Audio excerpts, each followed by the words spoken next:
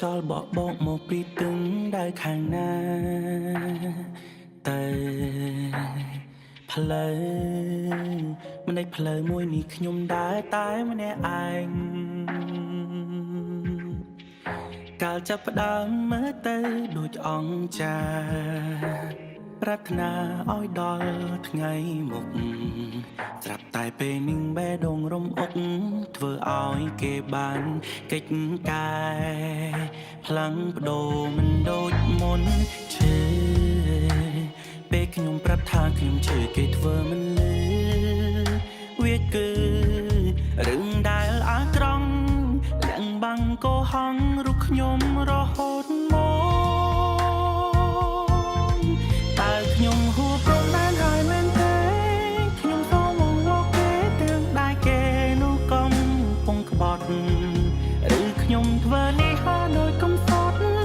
គ្រប់គ្នាឲ្យសន្មត់ថាទុនខ្សោយជាមនុស្សប្រុសម្នាក់ដែលធ្លាប់នឹងមកចុងក្រោយខ្លាចជាឆ្លងគុំដល់អារម្មណ៍ស្នេហាមិនថិតថេរមួយគ្រាគ្មានថ្ងៃដែលអាចជានាព្រោះពងងារជាអ្នកមានថ្មី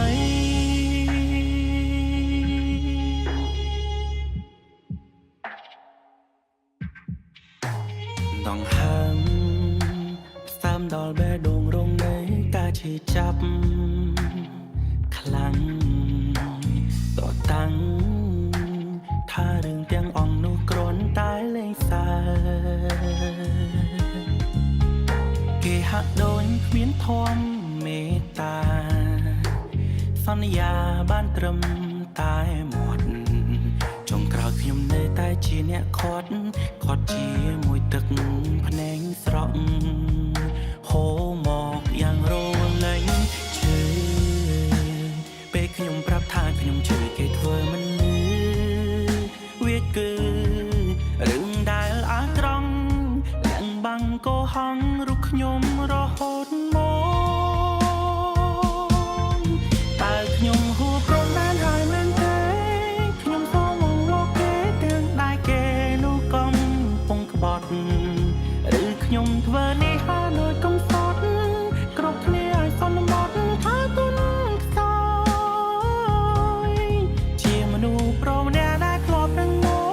កចុងក្រោយខ្លាចជាឆ្លងគុំដល់អារម្មណ៍ស្នេហាមិនថិតថេរមួយគ្រាគ្មានថ្ងៃដែលអាចជានា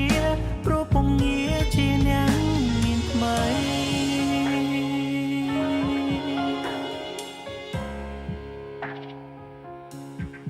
ឬខ្ញុំធ្វើនេះហើយដោយកំសត់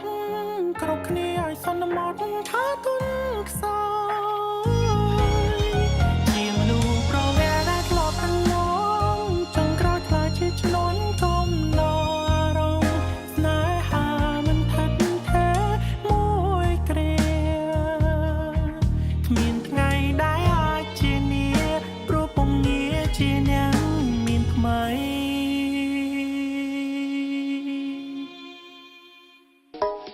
កុំភ្លេចចុច Subscribe ឬចុចរូបកណ្ដឹងដើម្បីទទួលបានវីដេអូថ្មីៗមុនគេពី YouTube Channel របស់ Smart Axiata Smart ជីវិតរស់រវើក